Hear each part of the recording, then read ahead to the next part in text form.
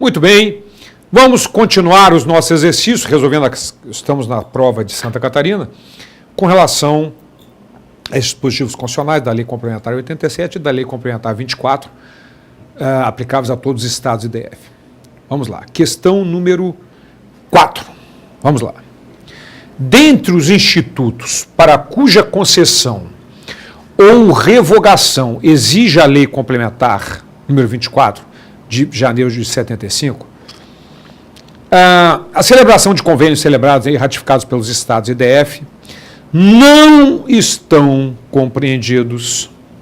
Ora, voltando para mim, o artigo 1º da Lei Complementar 24 determina que as isenções serão concedidas mediante deliberação dos estados e DF, e o parágrafo único determina que essa mesma sistemática que se aplica à isenção, de acordo com o caput do artigo 1º, aplica-se a quaisquer outros benefícios fiscais, quaisquer que sejam outros benefícios fiscais.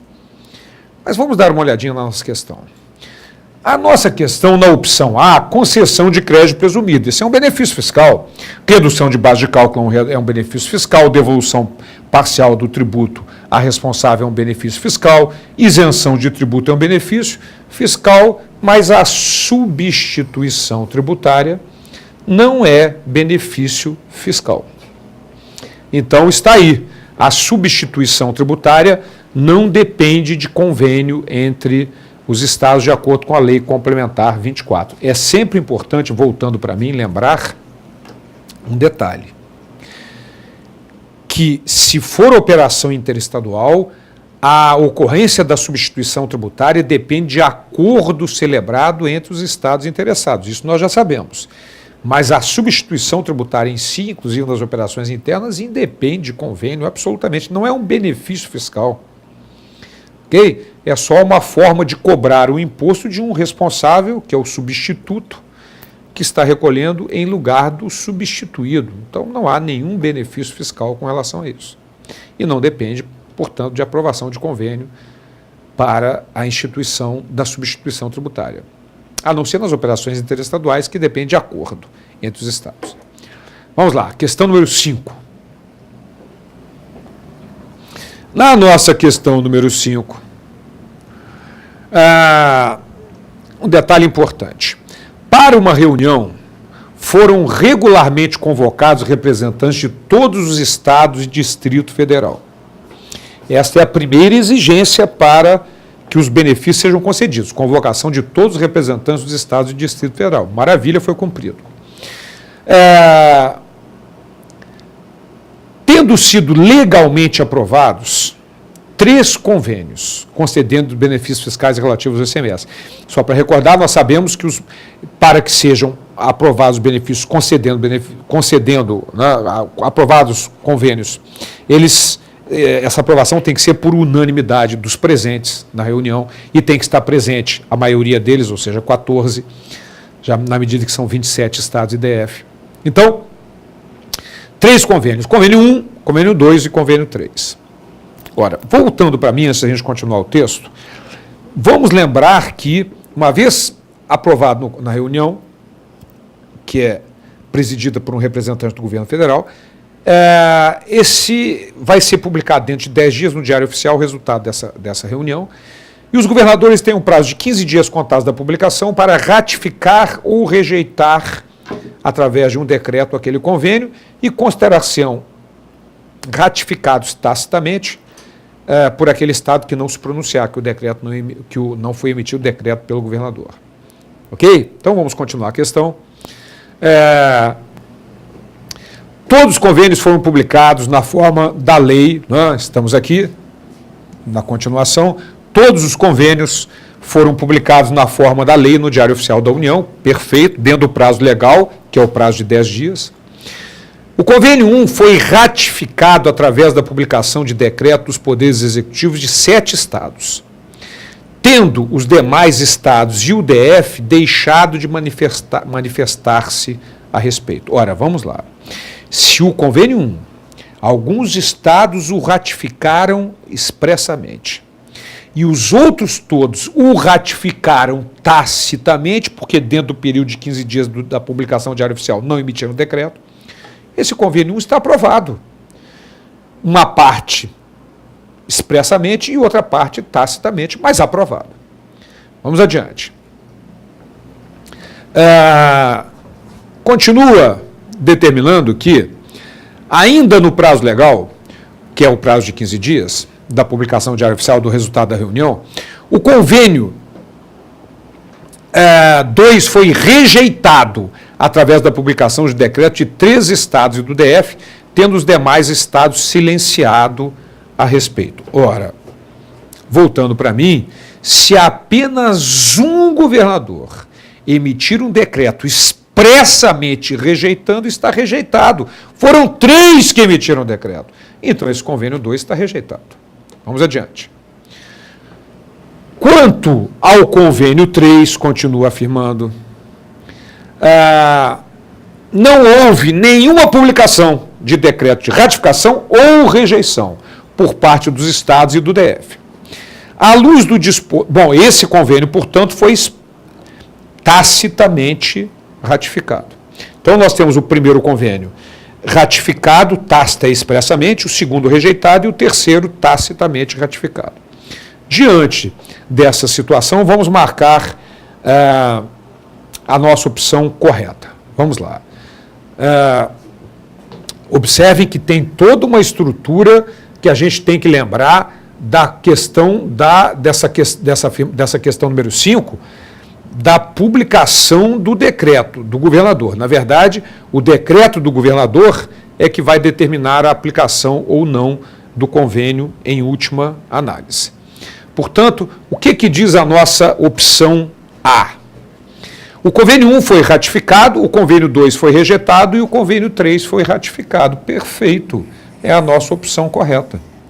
O convênio 1 foi ratificado expressa e tacitamente, o convênio 2 foi rejeitado porque 3 governadores o rejeitaram, e o convênio número 3 foi ratificado porque todos os governadores silenciaram a respeito.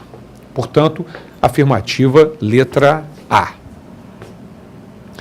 Maravilha, vamos lá. Questão número 6.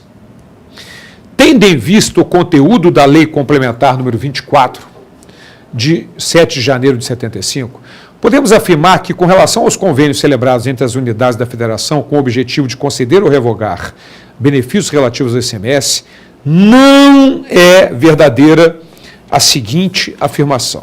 Então, olha, cuidado com as questões negativas, hein? Você está fazendo a prova cansado e não observa que o legislador, que o examinador está pedindo o que não é verdadeiro. Então, vamos lá. Opção A. Os convênios serão celebrados em reuniões para as quais tenham sido convocados representantes de todos os estados e do DF, sob a presidência de representantes do governo federal. Perfeito, artigo 2º da Lei Complementar 24. Tem que ter sido convocado todos e é presidida por um representante do governo federal. Letra B. As reuniões para a celebração dos convênios se realizarão com a presença dos representantes da maioria das unidades da federação. Perfeito. Tem que estar presente no mínimo 14, senão não começa a reunião. Na letra C, a concessão de benefícios dependerá sempre da aprovação de 4/5. Errado. A concessão é por unanimidade. A revogação é por 4/5. A concessão é por unanimidade. Então, esta é a nossa opção a ser marcada, uma vez que nós estamos buscando a incorreta. Opção letra C. Vamos só concluir a questão, para a gente aproveitar e dar uma recordada. Na letra D, os convênios entrarão em vigor no 30º dia após a publicação relativa à ratificação ou rejeição, salvo disposição em contrário. Perfeito. E até 10 dias depois do fim do prazo de ratificação dos convênios, promover-se-á, segundo o disposto em regimento, a publicação relativa à ratificação ou à rejeição no Diário Oficial da União. Muito bem, minha gente. Então, voltando para mim, esta é a questão da Lei Complementar 24. Vejam que esse concurso para Santa Catarina exploraram bastante a Lei Complementar 24, que estabelece a forma como os convênios serão ratificados e revogados. Ok? Muito bem. Próxima prova. Vamos lá. Agora nós vamos ver uma prova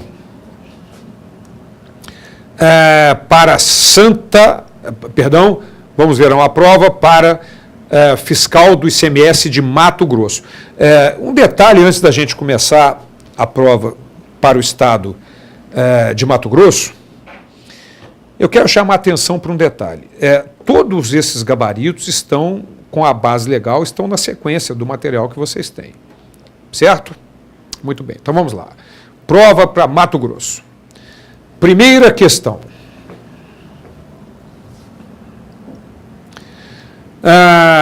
Faça a correspondência correta entre o tributo e o seu respectivo fato gerador. Essa é uma questão que praticamente não diz respeito, não é, à norma prevista em lei complementar, a não ser a sistemática de operação, porque o fato gerador do ICMS, nós temos 3 tipos de fato geradores: contínuo ou continuado, complexo ou complexivo ou periódico, e o fato gerador instantâneo. Ora, como é que é isso?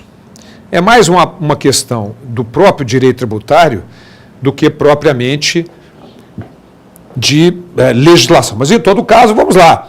Vamos só dar uma recordada rápida. O fato gerador continuado é aquele que abrange um período de um tempo, como o IPVA, o IPTU, você paga por um período de um ano. O complexivo ou periódico ou complexo é aquele que também abrange um período de um ano, mas é composto por vários fatos jurídicos que, somados no final do período, dão um só fato gerador. Como é o caso típico do imposto de renda. Você recebeu 13 salários no ano, você vai receber, são 13 fatos jurídicos que compõem um só fato gerador, que é a aquisição de renda durante aquele ano. E o fato gerador instantâneo é aquele que ocorre em um determinado instante, em um determinado momento, não abrange um período de tempo. Ok? Então vamos lá. Ora, se nós considerarmos o IPVA, é lógico que ele é um fato gerador contínuo ou continuado. Fato gerador contínuo ou continuado, o caso do IPVA. Certo? O do IPTU também é contínuo ou continuado. Então nós temos na opção, nós temos que ter, vamos aqui colocar as opções, o fato gerador, o IPVA e o IPTU são o primeiro tipo de fato gerador, contínuo ou continuado. Não é? O que nos dá a resposta, letra A, não há como ser outra, uma vez que o IPVA e o IPTU são contínuos ou continuados, e, portanto, o imposto de renda é complexo ou complexivo, que é o caso típico. E o terceiro diz respeito ao ICMS, que é fato gerador instantâneo, que é a circulação da mercadoria, que é considerado o fato gerador. Agora, voltando para mim, observe que essa foi uma questão um pouco polêmica com relação a isso, porque, na verdade, o fato gerador do ICMS ele pode ser considerado por um período de apuração, se for pago por estimativa, por um período como Simples Nacional, por um período também. Mas, de regra, o fato gerador do ICMS é instantâneo. Circulou mercadoria, prestou o serviço de transporte, prestou o serviço de comunicação, fato gerador do ICMS. Do imposto de renda é o caso típico do complexo, complexivo ou periódico, é o caso típico, que é composto por vários fatos jurídicos que, somados no final do período, dão um só fato gerador. Então, observe que é uma questão que, embora tenha conteúdo do direito teórico do direito tributário, se aplica à operacionalidade do ICMS e, portanto, a mantive aí. Certo? Na próxima aula, continuamos os exercícios com relação a essa prova. Até lá.